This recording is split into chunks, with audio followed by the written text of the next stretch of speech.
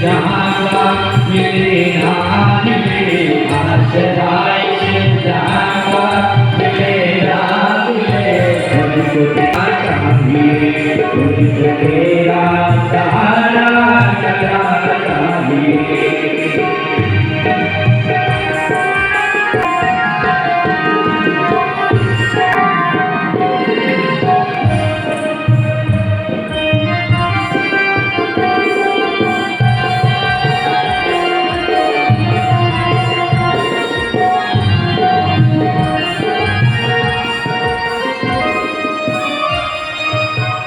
सुदामा जी भगवान से निवेदन करते हैं और इसके बाद जैसे ही चले द्वारपालों ने देखा है, द्वारपालों ने रोक दिया, अरे किधर जाता है। सुदामा जी कहते हैं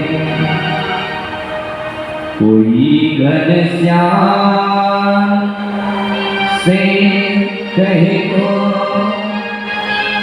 तुम्हारा यार आया है। सुदामा जी कहते हैं द्वारपालों से आप जाओ और द्वारकाधीश से कहें। जैसे ही द्वारपाल गया है और सुदामा का नाम लिया, द्वारकाधीश दौड़ पड़ते हैं, अपने मित्र से मिलने के लिए गले लगाए हैं और ला करके आसन पर बिठाया। आसन पर बिठा करके द्वारकाधीश ने सुदामा जी का स्वागत किया है और इसके बाद द्वारकाधीश एकदम व्याकुल हो जाते हैं और सुदामा जी के दीनहीन स्थिति को देख करके कह रहे हैं ऐसे बेहाल बेवाइन सो पग कंटक जाल लगे तुम जोए आय महादुख पायो सका तुम आए कितनी स्थिति को देख करके द्वारकाधीश इतना रोते हैं, इतना रोए कि सुदामा का पैर धूल बोले द्वारकाधीश भगवान की जय।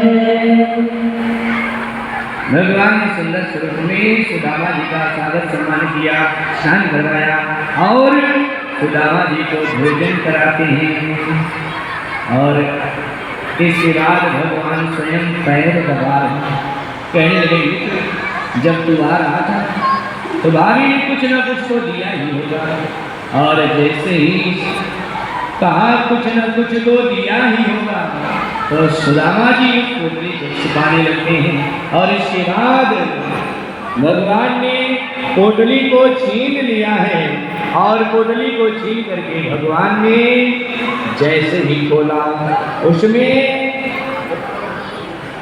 जैसे ही पोटली को छीना है भगवान ने पोटली को खोला दो एकादशी हमरे तो अब लाल जो नीते एकादशी हो। भगवान ने पोटली ज्ञान कर लिया कि आज के बाद में चावल नहीं करना, तब से भगवान को चावल नहीं।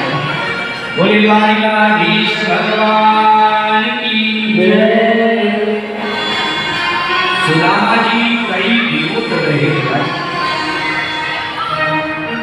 सुदामा जी कई दिनों तक द्वारका रहे और भगवान से कहते हैं कि हे प्रभु अब हमें चलना चाहिए, अब मुझे माया का आश्रय लिया और योग माया से कहा कि जाओ, विश्वकर्मा को बुलाया, कहा कि जाओ जाकर नगर को सुंदर बना दिया और उसके बाद माता और ने कहा कि भगवान ने योग माया का आश्रय लेकर के सुदामा को अपने नगर को भेज दिया और जब नगर में कहीं में लौट करके द्वारका को नहीं आ गया, लोगों से पूछा भैया एक और सा नगर है, लोगों ने कहा कि महाराज आपका ही तो नगर है, आप यहाँ के राजा हैं। सुशीला जी सुंदर जी ने कहा कि राजन वही सुभद्रा आपकी दादी थी। आगे चल करके एक दिन श्री वृंदावन बिहारी लाल की एक दिन सपनी के बेटे ने विचार किया कि तीनों देवताओं में सबसे श्रेष्ठ कौन है, सबसे जल्दी प्रसन्न होने वाला देवता कौन है? नारद जी से सकुनी के बेटे ने वृकासुर ने पूछा कि हे प्रभु आप कृपा करके बताइए। नारद जी ने कहा कि देखिए भगवान शंकर ही अतिशय प्रसन्न होने वाले देवता हैं। सबसे पहले प्रसन्न होने वाले भगवान भोलेनाथ हैं। जाओ तुम भोलेनाथ की स्तुति करो। यहाँ वृकासुर जाकर के केदार खंड में अग्निमुख भोलेनाथ की स्तुति करता है और अपने ही मांस को काट करके यहाँ आहुति देता है। और इधर भगवान भोलेनाथ प्रसन्न हो गए, प्रकट होकर के कहते हैं भक्तराज वरदान मांगो, जो चाहो मांग लो। भगवान शंकर ने जैसे ही कहा तो यहाँ वृकासुर ने कहा कि प्रभु अगर आप हमारी तपस्या से प्रसन्न हैं तो आप मुझे ऐसा वरदान दो कि मैं जिसके भी सिर पर हाथ रखूं वो भस्म हो जाए।